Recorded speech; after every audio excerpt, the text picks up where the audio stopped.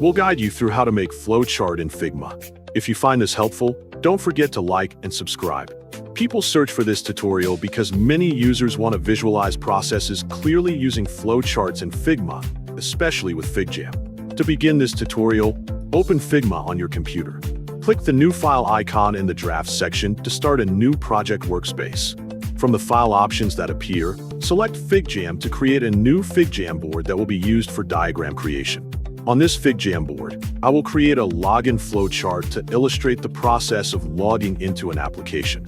After the board opens, select Section from the bottom menu so you can organize the working area. Move your cursor to the canvas, then click and drag on the canvas to draw a section area where the flowchart will be placed. Once the section appears on the canvas, double-click on the section name and change it to Login so the purpose of the diagram is clearly labeled. Next, click the Shapes and Connectors section on the bottom toolbar to access the available diagram shapes. From the panel that appears, select More Shapes to display additional shape options that are not visible in the default list. After the Shapes panel opens, scroll down to view more available shapes that can be used for the flowchart. Choose the shape you want to use for the starting point of the diagram, for example, rounded rectangle.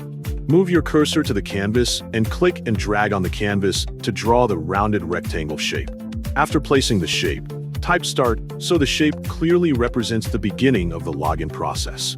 Next, choose the next shape you want to use, for example, a right-leaning parallelogram, which is commonly used to represent an input step in a flowchart. Click and drag on the canvas to draw the right-leaning parallelogram near the first shape. Once the shape appears, type Enter email and password inside the shape. After creating both shapes, select the first shape, which is the rounded rectangle labeled Start. Drag the bottom arrow connector from this shape to connect it to the next shape. Continue repeating the same steps to add more shapes and connectors until the login flowchart is completed like the example shown in the video.